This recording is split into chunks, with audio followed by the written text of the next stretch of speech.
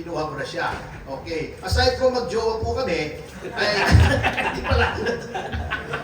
Kaya hindi yung kakalat, ano natin lang yun. Si Paolo po, Kakalat niya. kapag pinanood niyo siya sa sine, yung kanyang mukha ay expressive, but very economically. Every small twitch ng mata, every small movement ng muscle ng mukha niya, may kahulugan. Every gesture may kahulugan. Ganyan, kaganda, kagaling ang artistry ni Paolo Gumabaw. Hindi po lahat ng artista ganon. Merong OA, merong Juan. Marami rin magaling, siyempre, si Papa P. Pinanood ko sa Manila's Finest. Enrique Hill, na-surprise ako gumaling si Enrique Hill nung wala na sila ni Liza. Bakit kaya?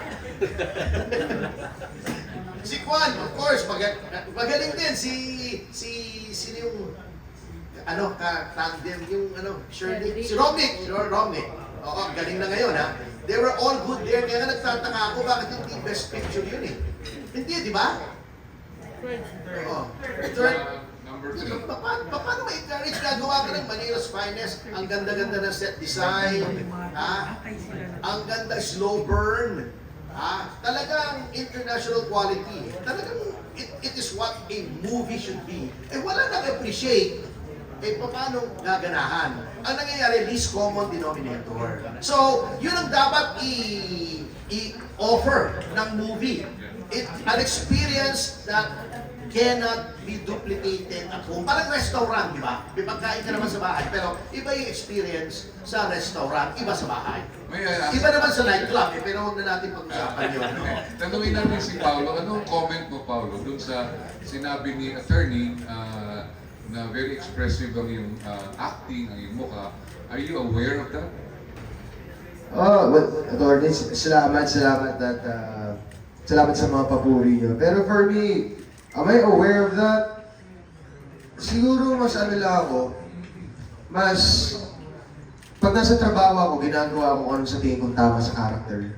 Nilalabas ko yung emosyon na sa tingin kong tama sa character. Pero syempre, hindi naman lahat to nangyayari ng tsamba lang. Before ako dumating sa set, nagpupuyat ako magbasa ng script, nagpupuyat ako mag-note sa script ko.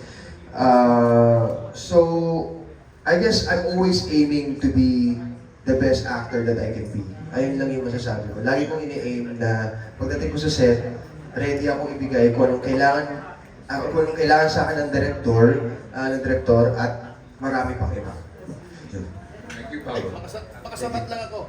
Makasabat lang ako kasi hindi siya aware noon dahil he becomes the character eh. Napansin ko yan eh. Siya naging si Alfonso Mucho siya. Kaya yung ginagawa niya, hindi na si Paolo Gumabaw, si Alfonso Mucho na. Napansin ko kasi after Prague, nag-R&R kami konti sa kasama mama niya sa Vienna. Mga 2 days sa Vienna, si Alfonso Mucho pa rin siya eh. Hindi pa nawawala yung karakter eh. Napansin ko. So, ganun siya katindi. Nagiging siya yung tao. So, yung acting niya, hindi na acting eh. Siya na yun eh. So, si Alfonso Mucho na yung gumagawa ng mga expression na yun. Hindi na si Paolo Gumabaw yun. Thank you. And this time we have Ana Cerezo from TV Patrol and ABS-CBN Online Entertainment. Hello. Hello po. Congratulations. Ano na lang kung sino gusto sumagot? Meron ba si Direk na instruction or no na challenge kayo or tumatak sa inyo habang shoot ito no 2023 mo ito shoot? Or wala ba? 23. After ano yung sinasabi niya dito sa mama sa bahay? Okay. Mali pala yung sinabi ko sa mga press kanina. Sabi ko 2022, tapos 2023. 2023 pala, tapos 2024. Okay. Anyway, may instructions pa si Derek. Siguro, yung isa sa part na na-challenge kami sa pelikula na to is we had to show the differences in culture sa dalawang character, kay Alfonso at saka kay Marushka. So, nag-try kaming mag-isip ng mga iba't ibang paraan. Parang isipin nyo, di ba, tayong mga Pinoy, minsan pinaghahalo natin yung, tama ba, di ba? Pinaghahalo natin yung ketchup tsaka toyo. Di ba? Ganun. Parang different cultural habits, kumbaga. Doon kami na-challenge na maghanap ng specific characteristics ng each of the characters para ma-highlight doon sa film. And, you know, despite of all these differences in habits or in culture, nagsama pa rin yung dalawang characters at nag-click pa rin sila. Siguro yun yung pinaka-challenge din sa movie. Pag ganun ba, Paolo, you also collaborate with Direk to develop yung personality ng character in a way, parang those nuances. Yes. Ako as much as possible whenever I'm working with a director. Pero tinatansya ko muna if the director is open to collaborating with his artist kasi iba-iba yung director eh. Diba? Iba-iba yung style nila. Others are very set in their ways. Diba? Kung anong sinabi nila, kung ano yung vision nila, ayun na yun. Pero unlike other directors, si Direk Lester naman, he was very open to collaborating with his artists. He was very open to hearing our thoughts, hearing our ideas, our concepts sa characters namin. Lalo na si attorney din. Actually, nagpaalam din muna ako kay attorney. Sabi ko, attorney, okay lang po bang sa part na to, medyo baguhin natin, medyo baliin natin. And then, binigyan naman kami ng attorney ng blessing niya to collaborate with the director. So, ayun, yun yung na-appreciate ko sobra sa buong shoot na to. Thank you. Thank you, Ana. Thank you. On this side, from Daily Tribune, we have Jefferson Fernando. Good afternoon. My question is, tanongin naman natin si Miss Elena. Hi. Hi. Before Spring in Prague, what are your other projects and what have you been doing as an actress? So, to be honest with you, yung background ko talaga ang modeling. But Attorney Pasha spotted me in my first movie to Russian Love on Netflix and invited me to be part of this production, which we've been very blessed to. Actually, I would like to also add to the previous answer of Paolo.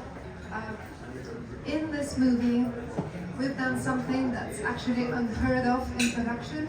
We've added a shooting day. We've been allowed to add an extra shooting day and to rewrite a couple pages of the script just to develop better chemistry between characters of Paolo and Sarah, which is unheard of. Normally, the director, the producer, they're not as willing to collaborate. So when Attorney Pasha says it is art for the sake of the art, 100%, yes. So can you imagine willing to collaborate with us artists on something to create a better outcome and a really good quality movie? So that alone is worth being part of this project. It's the best reward an actor can get. Okay, thank you, Elena. And my next question is for Paolo. Hi, Paolo. Ayan. Nakwento mo kanina mahaba ang naging journey nitong Spring in Prague, di ba? Mula sa principal filming hanggang sa ngayon ito pinapromote yun na. Bukod sa mga nakwento mo, ano pa yung learnings mo as an actor sa paggawa nitong project na to? Para sa akin, learnings ko as an actor, kasi lahat ng mga projects ko before this film, lahat sexy. Kung hindi sexy, kontrabida. Kung hindi kontrabida, may maling binabalak yung character. So first time kong gumawa ng isang pelikula kung saan genuinely mabait talaga yung character. First time kong gumawa ng pelikula na lover boy talaga yung character at walang hinahabol na masama doon sa partner niya. So I guess, ang isa sa natutunan ko dito and isa sa mga naging challenge ng pelikula na to para sa akin is how to work my way around being a leading man. Alam mo yun, parang, kasi hindi naman ako sanay sa mga ngiti-ngitian sa eksena. Sanay ako sa nakasimangot ako, sanay ako sa, alam mo yung nang-aakit na itsura, ganun kasi yung mga ginawa kong films before. So since itong pelikula na to, bida pa, so naghanap parang, inaral ko talaga kung paano maging cinematic. Kasi kahit ano sabihin natin na dapat natural yung acting natin, hindi pa rin talaga pwedeng mawala na yes, dapat natural yung acting natin, but you still have to do it in a cinematic way.